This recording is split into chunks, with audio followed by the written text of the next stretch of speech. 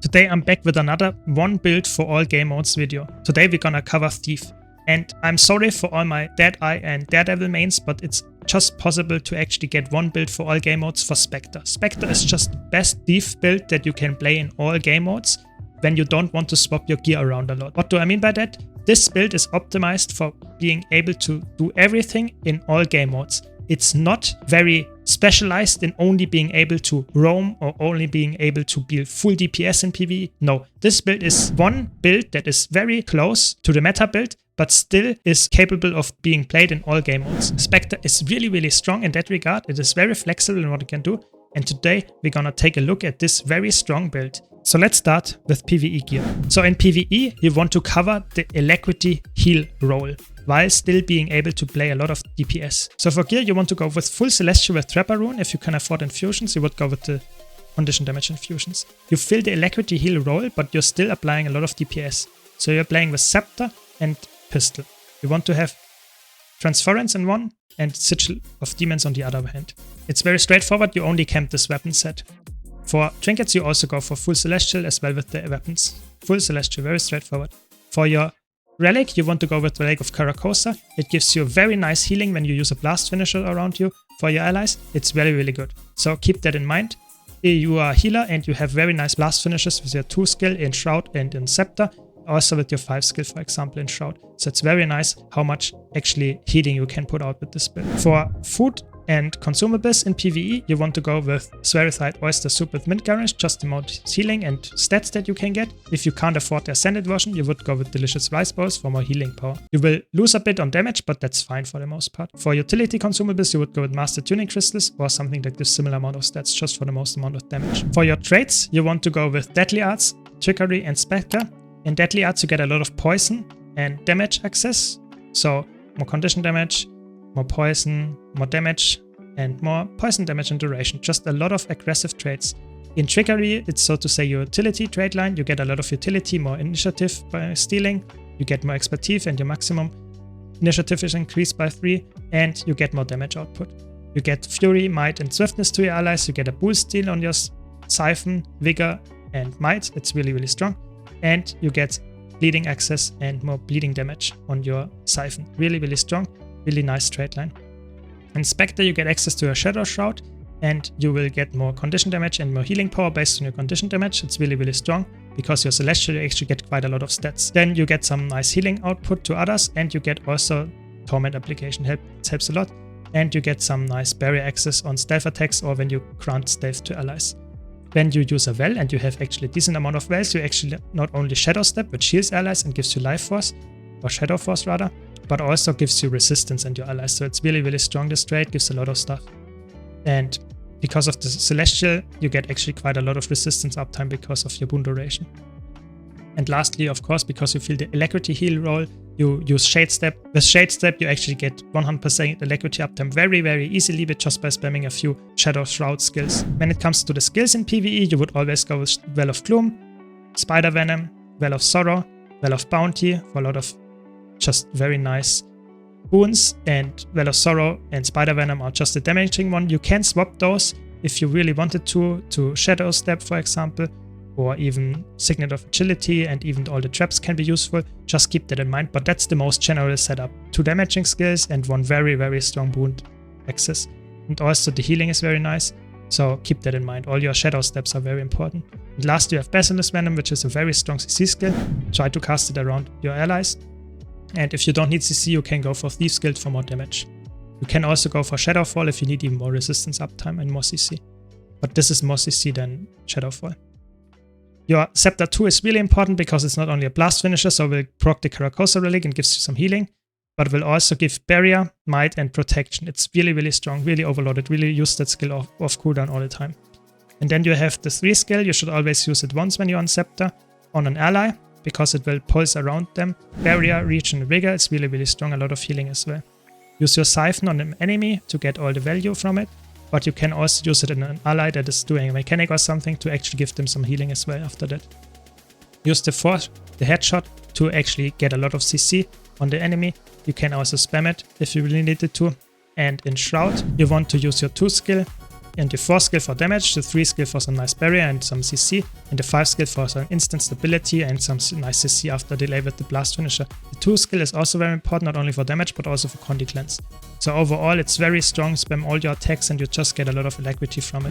When it comes to the opener, I would start with Well of Sorrow and use Spider Venom while you cast it, and then cast Well of Bounty and 2 times Shadow Sap, which is your 2 skill on Specter.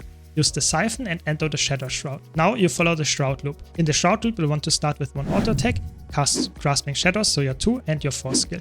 Then use 3 times auto attack, use another Grasping Shadows, use another 4 auto attacks, another Grasping Shadows, 3 auto attacks, and then use Eternal Light again, Grasping Shadows, and exit the Shadow Shroud.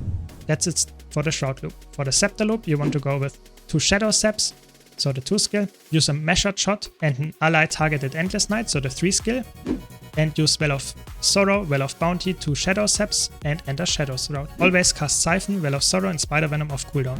If you want to play this build solo and not in a group scenario, you would still play the same stats, so full Celestial with Trapper Rune, but you would swap your pistol offhand to a dagger offhand to get some more damage and less support, because you're alone, you don't need support. You go for Sigil of Strength and Sigil of Frailty, and you go with Relic of the Chronomancer to get more quickness uptime. But if you want a detailed guide about this solo build, be sure to check out my solo build in the description or in the link in the top right hand corner. For trades for the solo build, you would go with this setup.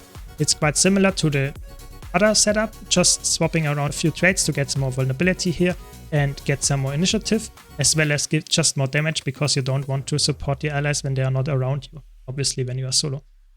But like I said, be sure to check out the solo build guide if you're really interested in this. Now let's talk about the World vs. World version. I swapped to my World vs. World character, so don't be surprised by that. So again, full Celestial with Trapper Rune, very straightforward. You would now go with Relic of the Blightbringer. It's the best option in World vs. World by far. It's extremely strong what it can do, just more damage and more cover conditions. Full Celestial for the trinkets as well, for the weapons too. However, you want to have in one hand Scepter Pistol with Geomancy and Celerity Sigil. And on your weapon swap, now you want to have Sword Dagger, because you get some nice evades there, you get some nice teleports going and immobilize, and just some stealth access which can help to outplay enemies. You want to have energy and cleansing on this because it's your defensive weapon set. For food and consumables, you want of course to go with Spherified Pepper Spiced Oyster Soup for the minus 10% incoming damage and the 45 to all attributes. It's just the best option by far. For the utility consumable, you want to go with Master Tuning Crystals or something that gives similar amount of stats, just more condition damage. That's what you want to do. For skills, you want to go with Withdrawal for some nice healing and Condi cleanse and some evade. You want to go with Shadow Step for some nice teleport action and also some stun breaks and also some cleansing. It's really, really overpowered. Always use that. Then you Well of Bounty for more stability, just some teleports and resistance and a lot of boons. So this is a really good skill even in World vs. World. And then you can go for Roll of Initiative. It gives you an evade, it's a stun break, gives you initiative back. It's very helpful in other situations, just to get out of sticky situations. But if you don't need that or don't want to play with that, you can swap, for example, for Blinding Powder. It's really strong. It's not giving you stability anymore, but it gives you a stun break, a blast finisher, and a lot of stealth. So if you use that, for example, in your Black Powder, you actually get 6 seconds of stealth. It's really strong. You can, of course, swap to other utility skills as well, but I think those two are the best ones. For the healing skill, you can also go for Well of Gloom. Even Hide in Shadows can be worth it. It depends a bit on your playstyle and your situation. For your elite skill, I would always give a Shadowfall. Just the resistance and the nice CC is really, really good. So you can also combo Shadowfall with your 2 skill. So you can cast it and then instantly use your 2 skill and you will actually land on the enemy that you targeted it, even though you were out of range before, for example. It can be really helpful. For the traits in World vs. World, you want to go with Deadly Arts, the same traits as in PvE, exactly the same, just damage. Then you want to go with Trickery. There you go for the same traits in Bountiful Theft and Thrill of Crime, but you swap to Sleight of Hand for more interrupt action and for also shorter cooldown on your steal, because you then want to go with Shallow Grave to actually get the Condi transfer on your Siphon, and the shorter cooldown there helps a lot. Then you get the Traversing Dust again, just because it's so overloaded. And then you go for the middle trait here, Hungering Darkness, because that helps you just to get some Condi cleanses, Condi transfers, and healing going. It's just very strong in that regard, and your Shroud is just keeping you alive. It's really, really strong.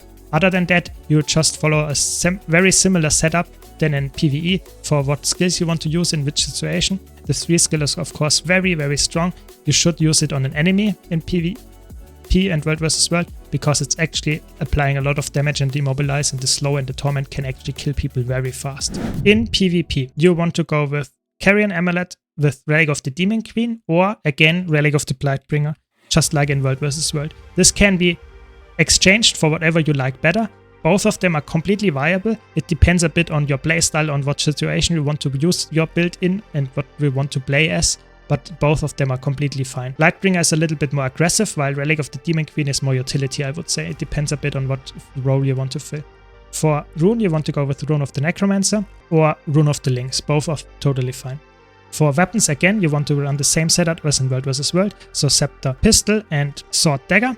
On your Sword Dagger, you want to go with Cleansing and Escape this time, just to get more evasion going and cleanse Condis. On your Scepter setup, you want to go with Venom and Misery, just for some more damage, because it's your aggressive weapon set. The skill setup is exactly the same as in World vs. World. However, I would probably go for Blinding Powder a bit more often, just because it's a little bit more useful, because you get stealth. And stealth in a very small map can actually help you just to disengage, to help stealth allies if you need to stealth them, just to get some spikes or just even get some sneaky res on an ally. So that's why I would probably go for Blinding Powder, but even their role for initiative is a very valid option.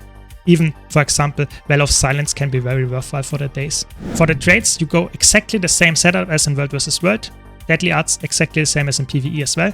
Trickery, again, the same setup with Sleight of Hand. And in Specter, you go for Shallow Grave, Traversing Dust, and Encountering Darkness. In World vs. World and PvP, you can of course also go for Second Opinion if you need more damage, but for the most part, I would say Shallow Grave is the best option for the Condi transfer. And you can see that this build is very fun to play, really strong in what it can do in all game modes. It covers so many roles without swapping any gear around. It's really, really strong. It's really fun. I really enjoy it. I hope you enjoy this build as much as I do. If you liked this video, be sure to leave a like and subscribe for more content like this. Thanks a lot for watching. Thanks to all my supporters on YouTube, Twitch and Patreon. And I hope to see you all in the next video.